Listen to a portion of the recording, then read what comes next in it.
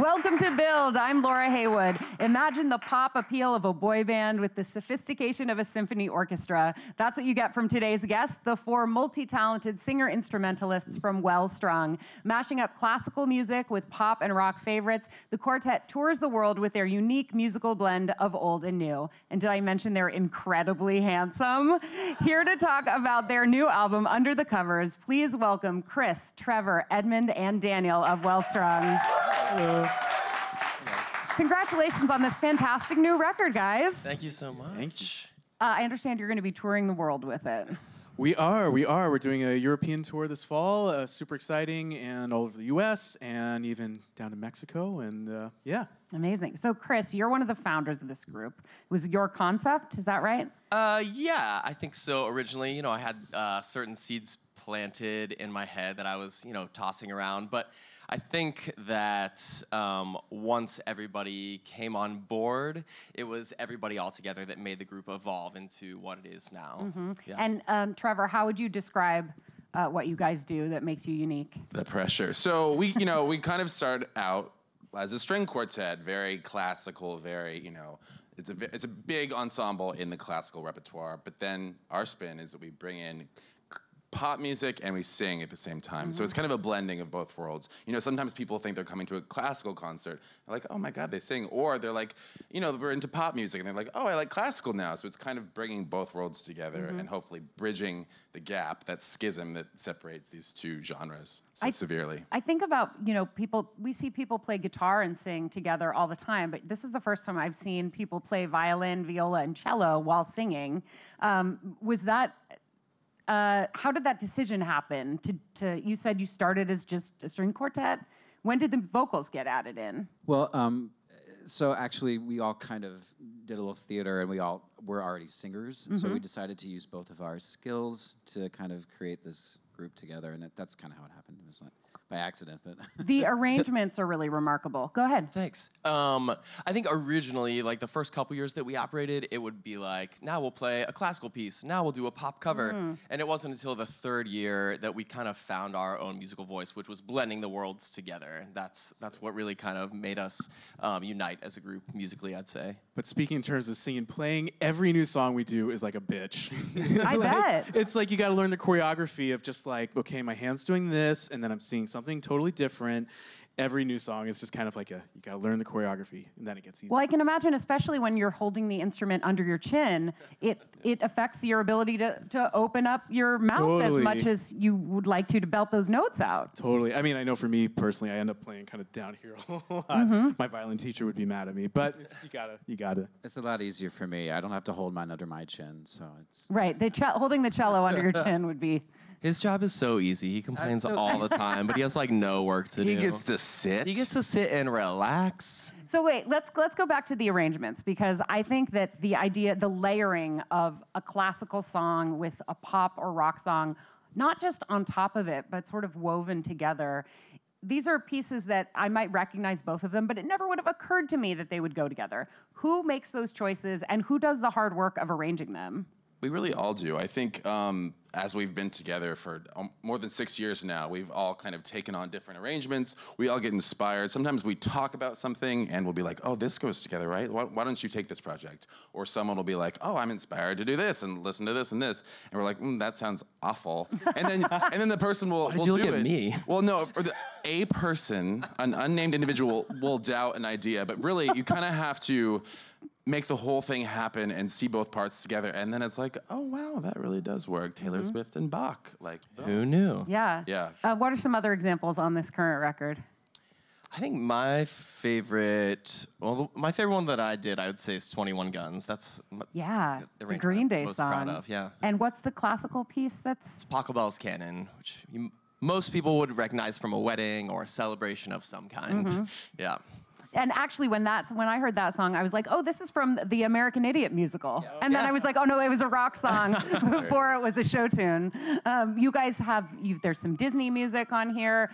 There's even a Christmas Carol. Of course, you got to hit all the bases. Yeah, right? Absolutely. I mean, and I hate to say it, but we are getting close to that season. Comes fast. And I think my favorite song on the record is Creep by Radiohead. And can you? I know the popular music much better than I know the classical. Can you remind me what the song that Creep is paired That's with? Ave Maria, but it's the Gounod Bach Ave Maria instead of the Schubert that a lot of people are more familiar with. So it's Bach layered, and then Gounod was a French opera composer mainly. He wrote an Ave Maria, and then that's over Radiohead's Creep. It really just gives it so many cool layers. Did you guys study classical music? Yeah, I went to NYU. I think this building used to have practice rooms in it. I think it did, like in the 4th floor. I can't remember. When it was Tower PTSD Records? affecting you? Yeah, I think That's amazing. I was like, I came to the entrance, so like, this looked very different a while ago, but yeah. Yeah, so you studied classical music at NYU? Yes. How about the rest of you? What kind of training do you have? Yeah, music performance in undergrad, my majors. I studied music ministry, actually. What is that? It's like 2/3 music and 1/3 theology. Yeah. Cool. Yeah. And you? And I'm actually a big musical theater studier. Studier. But I always Me took too. lessons on the side. Oh my Yeah. gosh.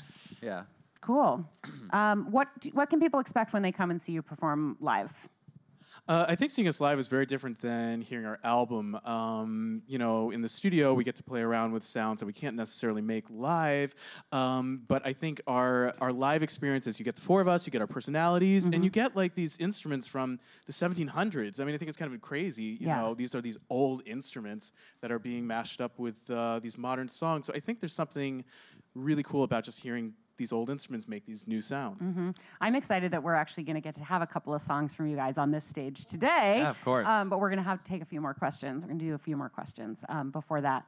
I want to take one moment to acknowledge you two on the end had a little crossover fame recently as contestants on The Amazing Race. Tell me what that noise meant. Well, actually, we were leaving like a year ago right now, so I'm just kind of missing that experience. Yeah, we're a little nostalgic. It's Washington Square Park is where we left from. Right. Yeah, I remember. I've been a huge fan of that show for years, and I saw you guys perform. It must have been right after the band came to be. It was a holiday show at 54 Below, I want to say, years ago. And I was like, I know those guys. I know those Amazing Race guys. Has being on the race brought additional visibility to the band? Do you get people who come to see you in person because they saw you on television? Yeah, it's been interesting, like hearing, because we don't know, obviously, up front when we're doing a concert who's in the audience, but then afterwards, getting to talk to people in like the greeting line, and they say they saw us on the show and decided to come see the concert because of that. So I love when that happens. It's funny, sometimes after a concert, the first thing, they won't say anything. They'll be like, I'm so sorry. That was not fair, what happened? And you're like, well, on stage, what did I do? Did somebody look at me wrong or something? But so we made it like halfway in the race, and then we were double U-turned, and we had a great time. But yeah, it's just always surprising to have that be the first thing someone says. Why did it end up being the 2 of you and not some other pair? And is there any bitterness that you guys didn't get to go on The Amazing Race? Ooh. Maybe they should answer The tell-all. No, there's no bitterness. Actually, it was kind of nice to have them have that time off in a way. I went on vacation. I went to Colorado for a little bit. But no, I don't think I would have actually had a good experience. I get really stressed out from traveling, but I am good at directions, so I don't know. You are. There would have been like a good trade-off. Like, it would have been extra stressful, but I would have gotten us there. I think that's my. You would have made your stress and anxiety would have made for good TV though. You'd see some meltdowns. Such good television. True. Although I haven't flipped out in a while, so I've been kind of mellow. It's been Are you due? I mean, you have a tour might be. coming up. He is due. It's like a fault line. We're just getting ready. Did you guys tell me who does the arrangements? Do you do them together? We all do. We all do. We just take pretty turns. equally, I'd say. Yeah. Yeah, and then if one of us has a strong idea, then we'll notate it, print out parts, and then we'll all look at it as a group and kind of finesse it together, figure out what works and what doesn't. Do your voice parts match your instruments? No, wouldn't that be so nice if they did? So nice. that would I don't be know so much whether it would easier? be nice or whether it would be like whether you need the contrast to keep your vocal part and your instrument part. Like if they were too similar, you might get a mix. I don't know. You have to tell me. Well, Daniel has the highest voice, for instance. He's usually on top vocally, but he's a cellist, so it spans the greatest distance. Somebody has a super low voice.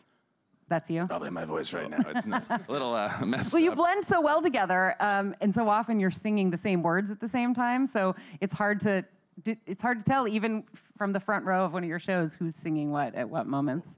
And the instruments blend together so well too that it's a unique effect that I think everybody should see live. And then of course the album's out. And how many albums do you guys have now? This is our third. I know there's one called Popsicle, which is I think the perfect name. It's like a portmanteau of names, and you guys are kind of a portmanteau of a genre. So pop and like musical. And then what's the album I'm forgetting? Self-titled, Well-Strung. Ah, yes, that's why I couldn't remember the title, because it's named after you. The album does, like you said, offers you the opportunity to make some sounds that you can't make. Is that because you don't have to sing and play at the same time? Do you actually record those tracks separately when you're in the studio? We've tried like every single combination, pretty much. We're tricky, and we're looking for a very high standard of what our sound's gonna be. So we have like recorded all together at once. We've been in little cubicles in different rooms. Yeah, it's tricky, but yeah, now we do mostly record the two parts separately. Great. We're gonna take a couple of questions from the audience, and then we'll go to performance. Awesome. Who's got a question? Hi guys, thank you for being here. My question is basically, how do you guys find an audience and kind of market yourself when the internet is such like a big expanse of just content, basically? So what advice would you give to fellow musicians? Ooh, that's a great question. You know, so many groups are born on the internet. That was not the case for us. We always kind of started live. But then again, I feel like we're almost backtracking because we didn't begin with that. So I don't know, we're constantly doing social media and, you know, in a way, putting out our album. That's one big business card, really, in a way. I think also just knowing whatever content you're putting out into the world, knowing how that stands out from other content and kind of capitalizing on that. And that can mean, you know, how you're marketing that content, or if you're like really driving like one point home really hard. What am I trying to say? I guess if you're coming from a unique vantage, I think take a big swing with that unique vantage.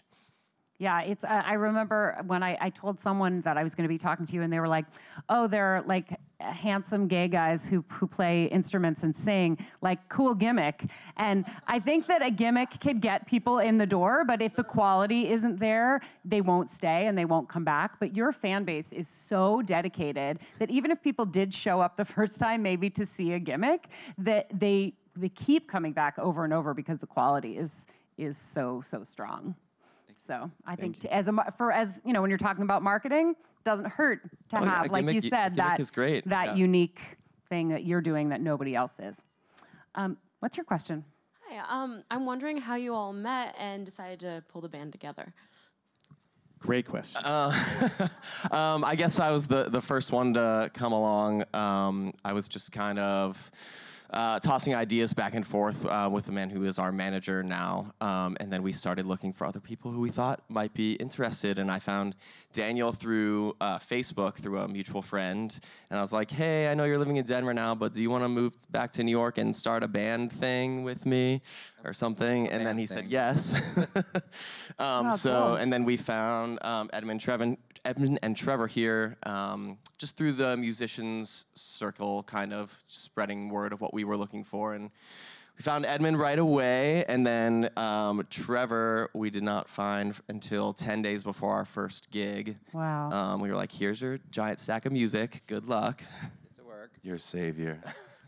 Well, 6 years in, so you guys have great chemistry. Clearly you picked the right team. We spent a lot of time together. Yeah, and you still seem to like each other. We if actually you're all live together too. So you do? We live together. I know, right?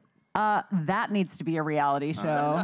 Would you like to produce it? Well-Strung at home. I mean, I'd certainly watch it. Okay, so how do you guys feel about playing a couple of songs for us? We would love to. Great. Right. We're going to take a quick break, clear the stage, and we'll be right back.